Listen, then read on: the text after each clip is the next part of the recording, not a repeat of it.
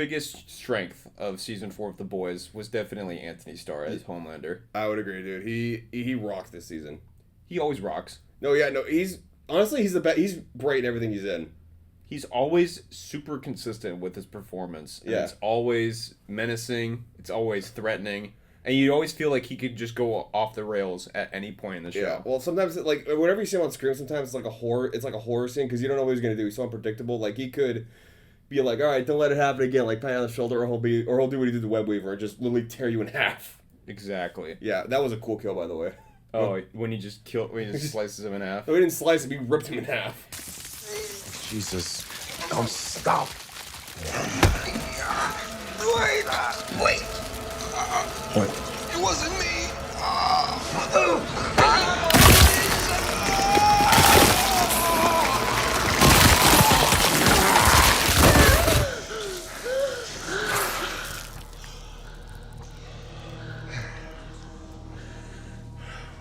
I also didn't like how in this show that they kind of portrayed him as incompetent compared to everybody else. Yeah. Which is like, okay, he has all the time in the world to do whatever he wants. He wouldn't have like done anything to educate himself a little bit on these things. Well, I mean, it's not even just that. Remember the first season, he was basically like conniving behind the scenes to get Soups into the military.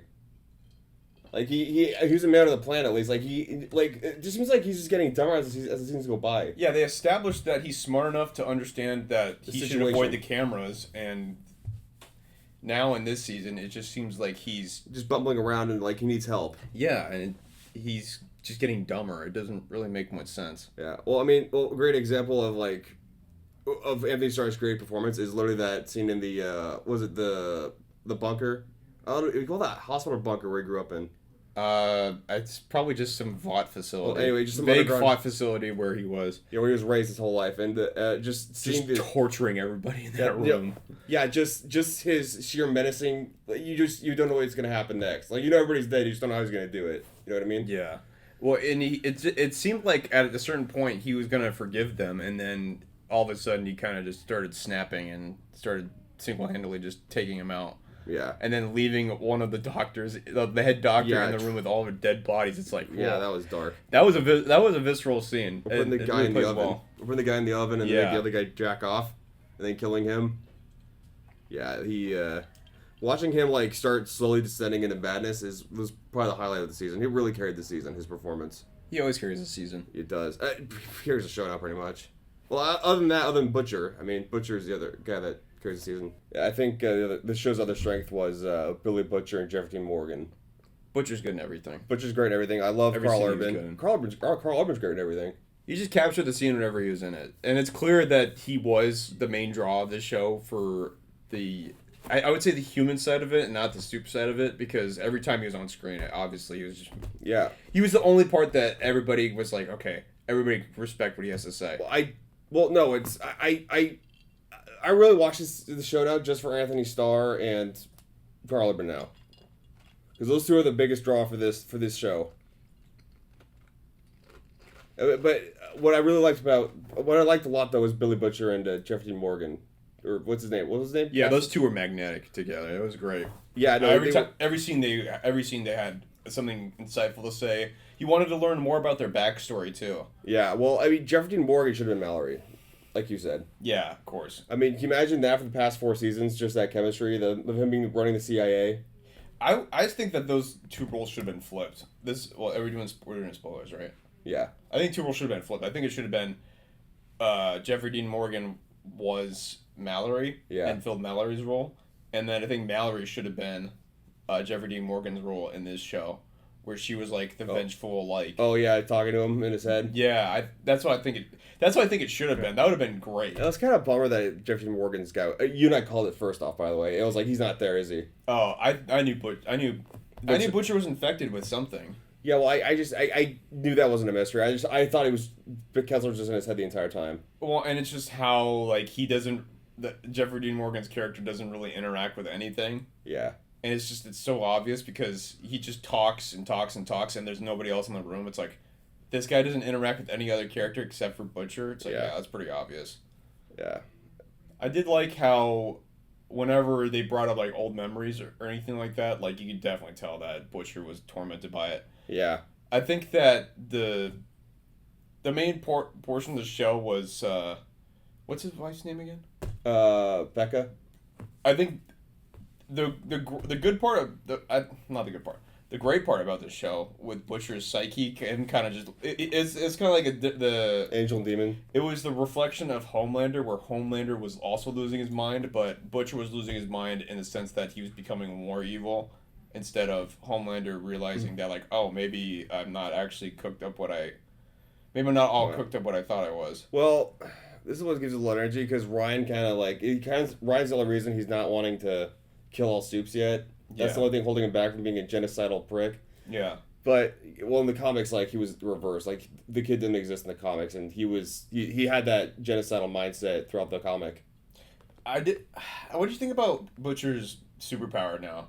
Which is like Venom? It's like a venom worm type thing. No, I mean, that kill on against, when he killed Victoria, that was pretty shocking. That was pretty cool. Yeah. I liked how Butcher kind of still did his own thing regardless, but I saw that it was mostly because like Becca was Butcher's psyche, and then slowly that parasite started to take over his mind. Yeah. So it only started to become. I love we just call him Jeffrey Dean Morgan. We don't call him his character name.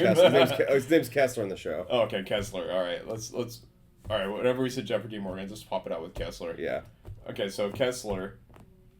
I thought he should have been Mallory the whole time, but I thought it would have been cool to see Mallory die in that one scene with actually Butcher wasn't around for that. Well, to be fair, we did see her die. No. We saw of course we did, but I was talking about in the last season when Mallory was in South America with Soldier Boy and Black Noir. Oh, that'd been kind of cool. That would have been then Butcher would have been like 60 or 70 years old, so I don't think that would have worked well. But yeah, I think that obviously Jeffrey Dean Morgan's one of the best. Yeah, he was a great addition. Sure. Another part I like about the show, I like the Deep and the Black Noir, the new one. The Deep's just a punching bag in the show now. Like, he's just a punchline. Yeah. Same thing with Black Noir. Black Noir is narcoleptic. He just falls asleep in like a middle of the scene. Although I don't like, they did the old Black Noir dirty last season. They just killed him off like that. Yeah, he didn't even give him like a titular fight or anything like that. He just had Homelander just rip his heart out pretty much. Yeah, like don't get me wrong, I don't mind the new Black Noir, but I just hate what they did the last Black Noir. Well, I feel like the old Black Noir didn't have the same kind of powers that Homelander did, and I think that they wanted to incorporate that subplot into this actual overarching plot. Yeah. Because in the comic books, Black Noir is just a clone of Homelander. Yeah, spoilers. Yeah, he's a clone of, exact clone of Homelander. So I think that's what they were trying to do with this, but not in the same way. They wanted the same idea, but they didn't want to tell the story the same way. I think that's what they were trying to do with that. Anyway, though, I think the Deep was hilarious. Yeah, I mean, they're just making fun of him now. Having the octopus being played by Tilda Swinton. Yeah, that was funny. Now, let's get into some of the things we didn't like. I really didn't like the subplot with Frenchie. Yeah, me either. Well, they spending the past 3 years building this relationship with him and Kimiko, and then all of a sudden this guy Colin comes out of nowhere. Yeah, and that just felt completely forced and completely unnecessary to the plot. It felt like a checkbox. It really did. Look, if you wanted to add that representation in, then that's fine. But if you're just gonna throw it in there just to tick a box for your corporate overlords, I don't buy it. Well, I don't like it. Well, Frenchie is buying the show, but again, we saw 3 seasons of them trying to establish a relationship with Kimiko, and then just switches out of nowhere. This goes to the overarching thing about this show is it felt like a lot of these subplots, some of it was just clearly just wasting time. Yeah. Well, here's the other thing too. Like, so wild flex. So the guy Frenchie is having sex with, he kills his entire family. And he's screwing him. Imagine being able to have a flex like that. What an odd flex. Yeah, I killed your family and I banged you and you said you loved me. And you're a man. That's so many levels of fucked up. That's one of the things about this show is I feel like they try and go in for the shock value so much that they forget that they actually need to tell a coherent story and they shouldn't add things that aren't relevant to the plot. Yeah, because that Colin as a character, I mean, he was fine in the show, but just for the overarching plot, there's no reason for that to even be added. And it kind of just, like you said, it just completely evaporated this relationship he's built with Kimiko. Yeah, then he leaves him, and then he's like, I feel bad for what I did. So he checks into prison. He turns himself over to prison. He's gone for an episode. Then he comes back and is like, I don't like prison anymore. Yeah, it's... what? I love how they established that he's in the CIA, and they don't think to ever check his name or anything like that in the records. Because I know that law enforcement, you could probably check and see if there's an actual, if they have, a case file or anything like that, and they would probably see that, this guy works for the CIA, let him out. Yeah, and dude, you don't think the CIA is going to scrub his record? Yeah, it's so I mean, they could look for the crime he did, but the CIA is going to scrub it. Yeah, there was just... I feel like that was just added in, and it was really clumsily added in. And he's back with Kimiko by the end of the season. It's like, well, why did you do that? Yeah, it was so confusing. Yeah, totally unnecessary. Well, and this kind of ties into the political references in the show, because it was so over in the show. If you had any political sense whatsoever and anything for the past news cycle, and they even had to change an episode title because of the events that happened. Yeah, literally a day before the last episode came out. So I don't understand why Amazon is so hell bent on throwing that in a superhero show, especially since they didn't really happen that long ago. If you wanted to do historical events and tie it back from older events and wanted to sort of morph those older events into a new thread to go through, that's satire. Yeah, that's satire. But literally when it had just happened, and also when it's literally forbidden, January 6th or Pizzagate. Yeah, that's parody, not satire anymore. And it's just it's off-putting in the show because you know what the political bent is, and so you know that the other side isn't going to be represented as much as your side is going to be. Yeah, which is not fair. Yeah, well, that's not fair. It's that it just shows that it makes the characters one-dimensional when you do that. Yeah, it just makes it these guys are bad, but then you see what the good guys are doing, and you go, really? Well, it was just like we said about Frenchie, he killed a person's entire family, started a relationship with him. Well, I feel like the best emblematic sense for the writer's disdain for one side of the political aisle was Firecracker.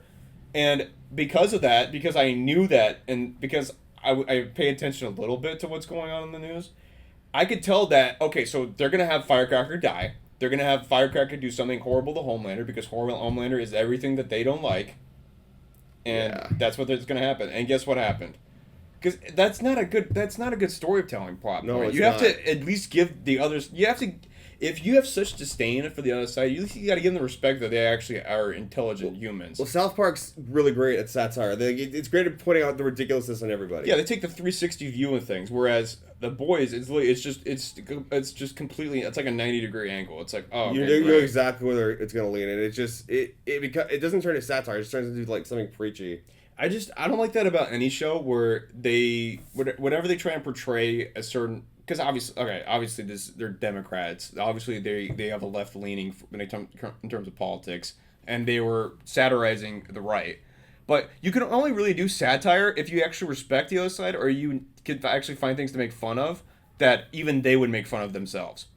If you just blatantly just make fun of them just to make fun of them, that doesn't make any sense in the plot. Because now all of a sudden it's so they're just a bunch of big dumb idiots that have all the power in the world to do anything they want. Well, then it turns into they're just making the show for themselves now, not for a giant audience. Yeah, they're making it for a certain subsection of comic book fans instead of trying to make it for everybody. Which I think you should try and make a show for everybody. Yeah. You should make your villains more compelling. You should make your heroes be the foil to those.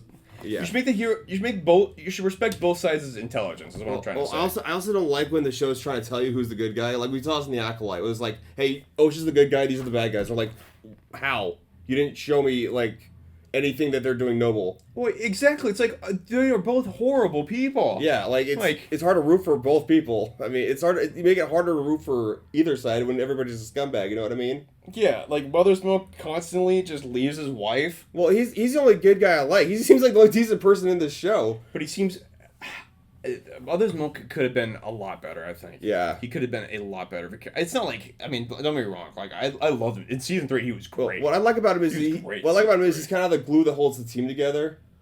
But he keeps throwing Butcher out for literally no reason. Yeah, but that's more the writers. They keep and then the next episode, Butcher, you're back in. Butcher off. Butcher back in. make up your mind, man. Yeah, like, I mean, they need Butcher. That's the thing, too. It's like, look, Mother's Milk, I get it's Butcher, but you need this guy. You mean, you have very limited resources. But it just feels like whenever you do that, I feel like the showrunners don't really know if they have a plan or not. Well, I just don't know what they're trying to tell with Butcher. Like, I mean... Well, it's clear what they're trying to tell with Butcher is that he's, he just seems like he's hell-bent on trying to get revenge for Homelander. But the problem is, like, he has so much revenge for Homelander, and then at the last second, he decides that he's going to turn against the one person that could have helped him. This is my problem with Season 3. Because, like, if he was so hell-bent on trying to take out Homelander, he would have taken out Homelander. Yeah, like, he hates Homelander more, dude. Yeah, if he's so psychopathic trying to take him out. And it's not acting like Soldier Boy did something horrible to him. He just slapped him out of the way. He slapped the son out of the way.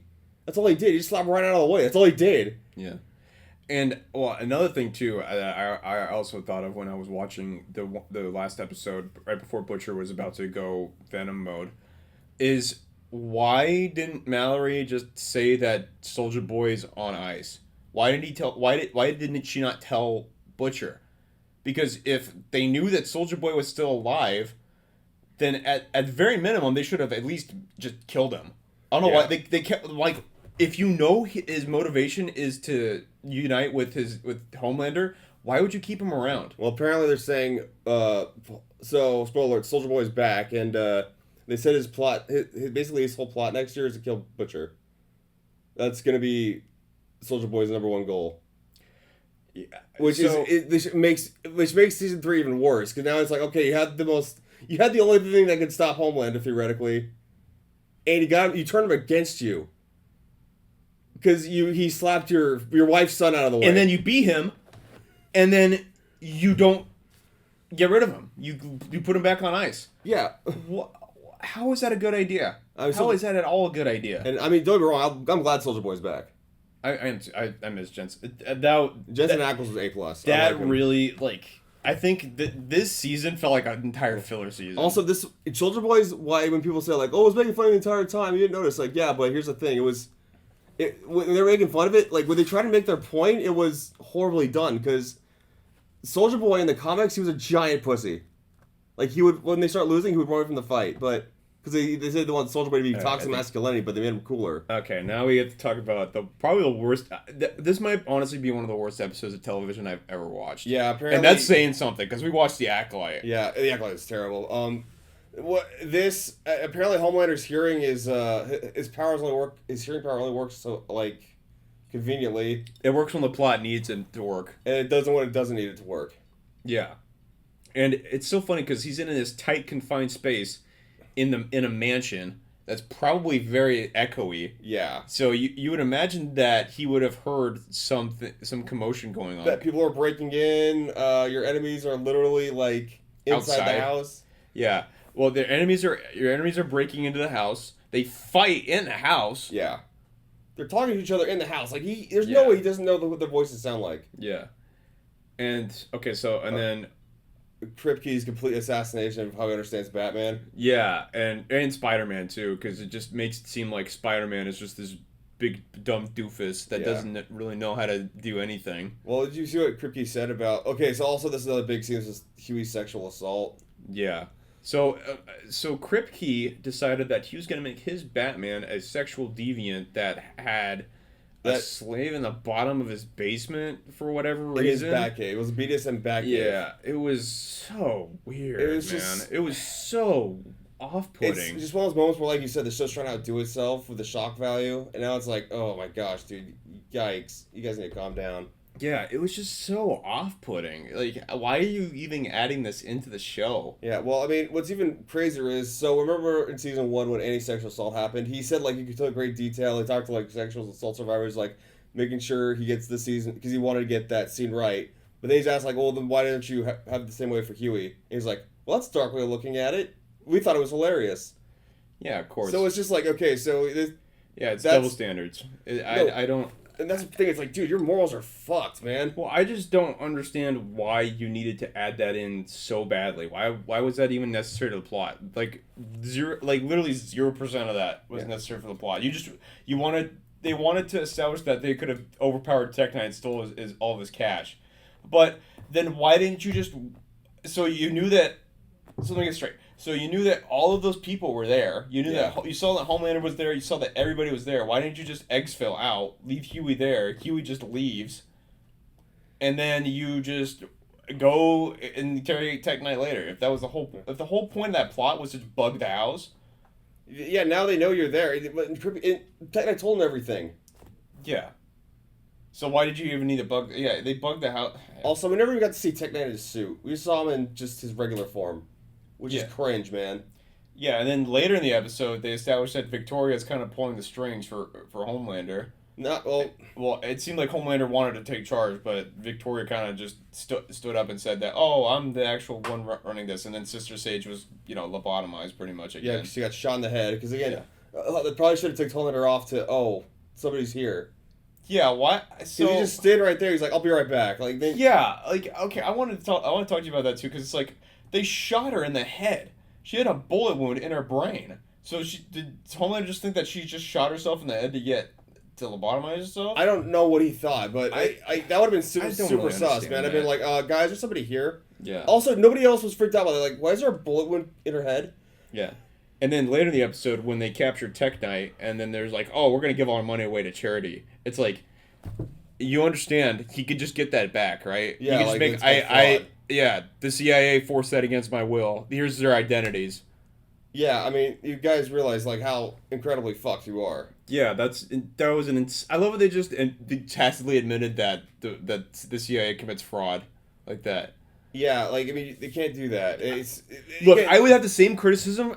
Okay, they did the same thing in Dark Knight Rises where they stole Bruce Wayne's money, which is just like, okay, guys. That. Like, I didn't make that order. Lawsuit, lawyer. Yeah. Yeah, that doesn't make any sense. Anyway. Yeah, like, this was done against my will, or this was done without my permission. Yeah, that was not a good episode. No, it wasn't. It was a lot of holes, and it felt like, I remember one time we were in theaters, and there was the trailer for the TMNT.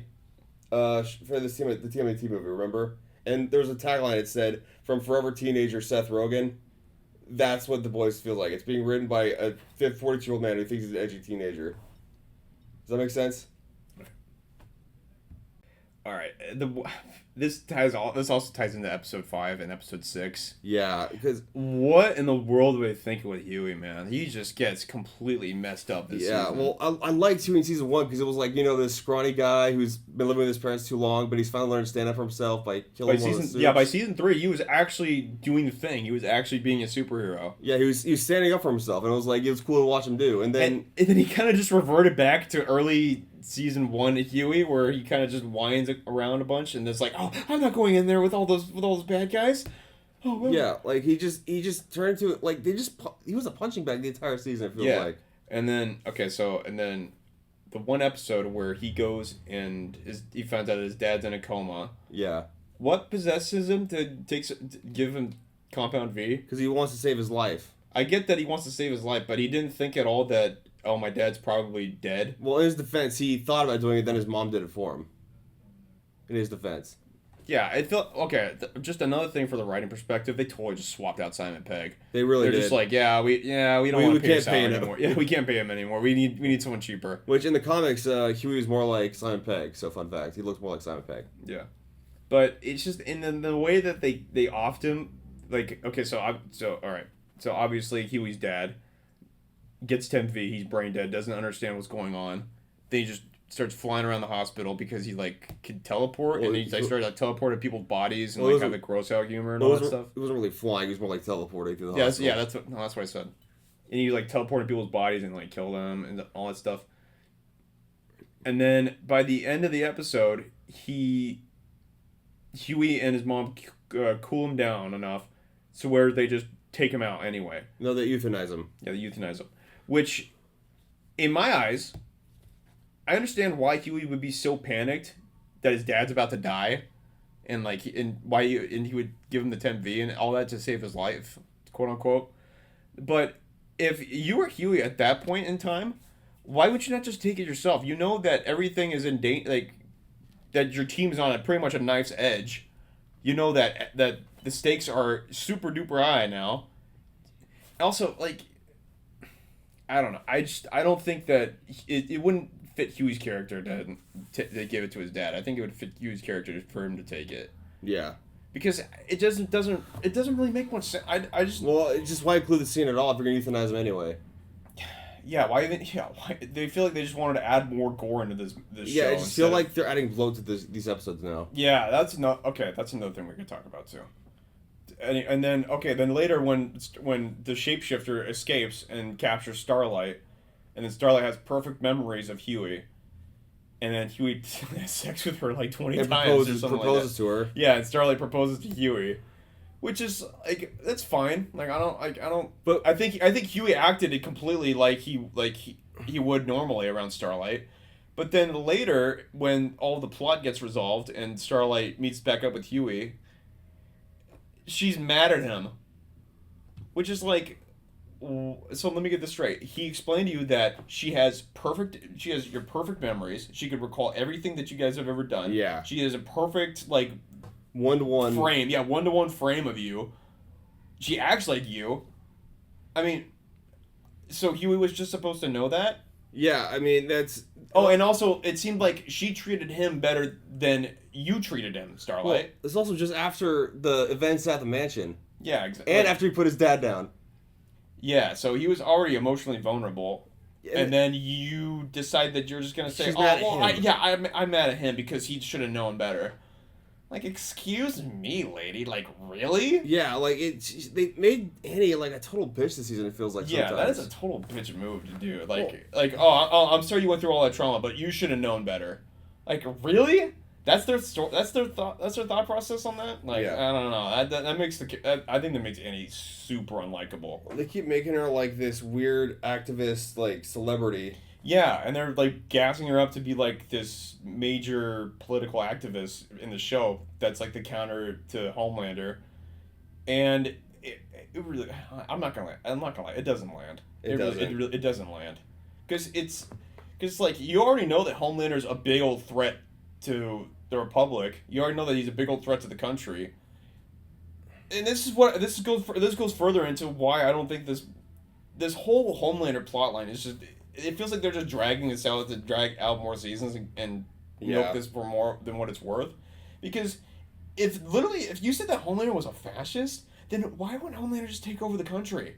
Yeah. Okay, you can't. Well, he did now, but yeah. Well, yeah. Later in the season, you figure out that he actually does, which is great. Like, finally. Yeah, like something of consequence actually happens. I'm not gonna lie, I'm going Team Homelander because it's just Anthony Starr's performance. Well, it seems like they just are just stringing it along until the season finale. Then everything just happens at the season finale.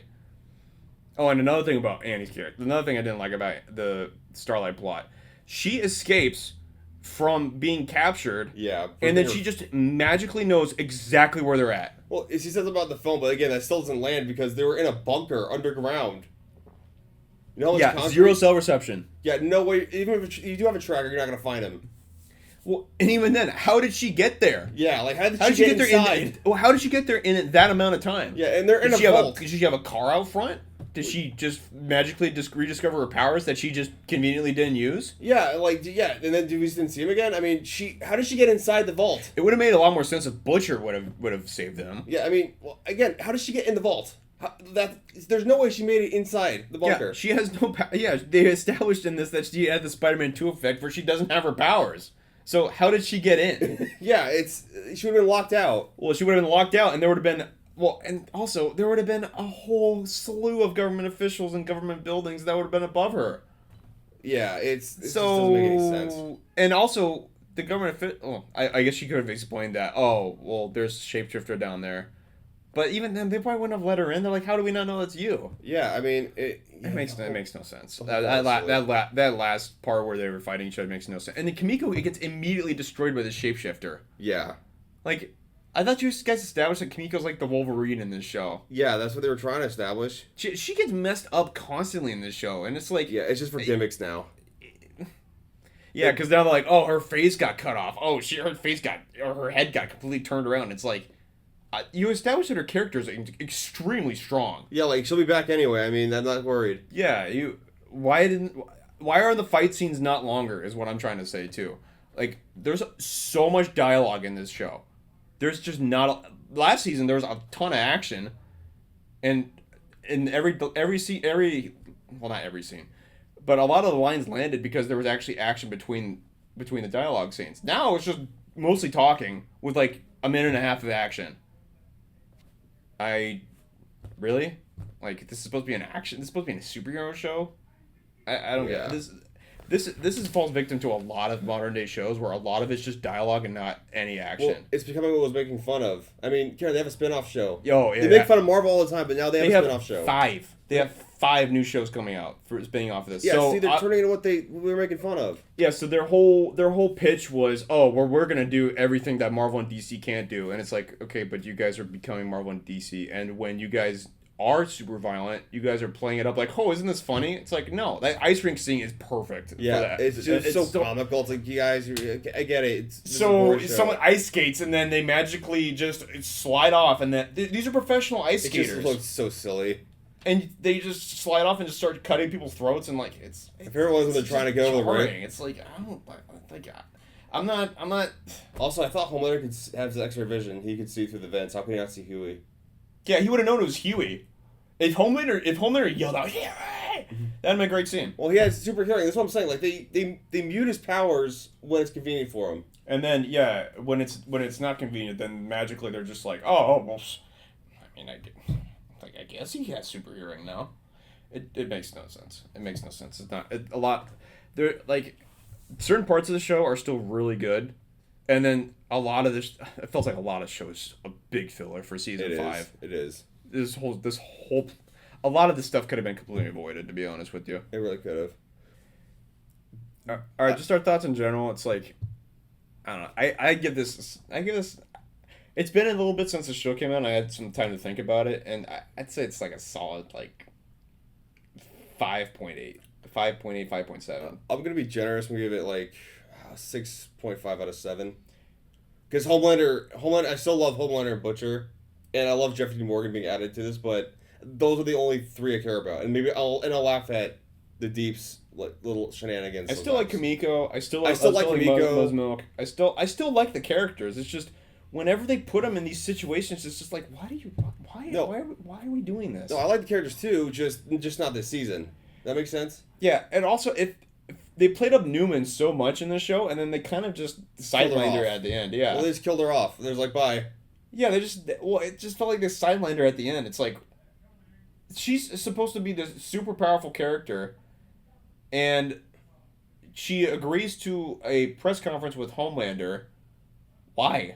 And she's a political actor. She would never do that. And A-Train just kind of pieced out.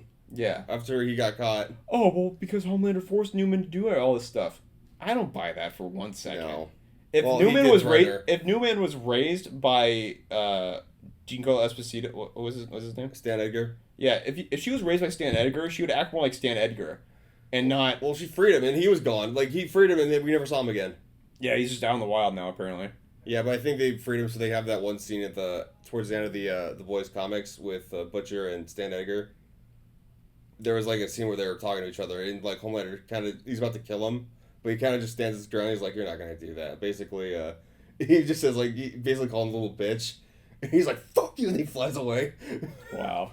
Like no, like you gotta just read the panel. It's pretty fun. It's a really cool scene. That's where that cool scene of him with just the red eyes, and just looking off into the building. That's where that clip came from. Yeah, but anyway, thoughts in general. I think I give this a solid 5 and 8. It's just like. They just keep adding these subplots that just don't make any sense. Well, it's starting to feel like filler. Yeah, it is really starting to feel like filler. Oh, we need a disease to kill Homelander, but this disease can't kill Homelander. Oh, we had a super soldier last season that could have done this immediately, but we got rid of that the last second because we thought it'd be too easy. You know, it's so funny, like, for how much the show likes to make fun of all the political stuff, likes to make fun of all the conspiracy theories. Somehow they just forget to mention the fact that Soldier Boy is in possession of the CIA, and the CIA is known to be a mind controlling organization. Why don't they just mind control Soldier Boy to kill Homelander? Well, I don't get that.